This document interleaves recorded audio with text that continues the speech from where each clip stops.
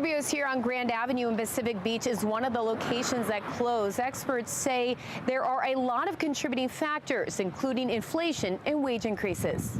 I'm bummed that they're closing. I go there at least once a week. Customers were shocked and saddened when Rubio's announced the closure of 48 locations, including 13 in San Diego. But to experts in the field, the news wasn't all that surprising. This is a tough environment right now for restaurants. We'll probably continue to see more of that. Jonathan Mays is the editor-in-chief for Restaurant Business. Rubio's announcement comes just over a week after Red Lobster shut down dozens of its restaurants, including the one in Mira Mesa.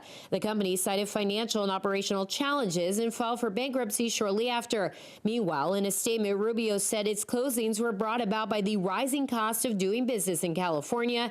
This after the company filed for bankruptcy in 2020. Essentially, we're in a cutback environment, meaning that people this year are eating out less than they did last year. And a lot of that is due to inflation. Mays says inflation has also forced restaurants to raise prices, giving customers even less incentive to eat out. Rubio's and Red Lobster are part of a growing list of national chains announcing closures. In California, there's the added challenge of a minimum wage increase, which went from $16 an hour to $20. It's not just a wage increase, it's the speed of it.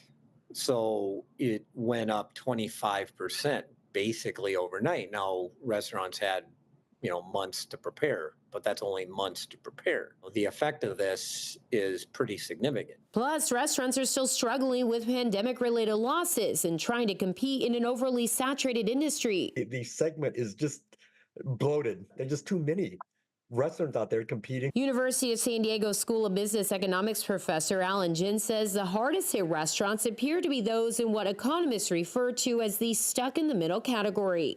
You have the low-end fast food, and then you have higher-end restaurants, and maybe those have held up better, while those in between don't distinguish themselves one way or the other. They target a middle ground. As a result of that, with changing tastes, they don't satisfy anybody. But not all closures are finance-based. Sammy's in Mission Valley just closed after nearly 30 years in business.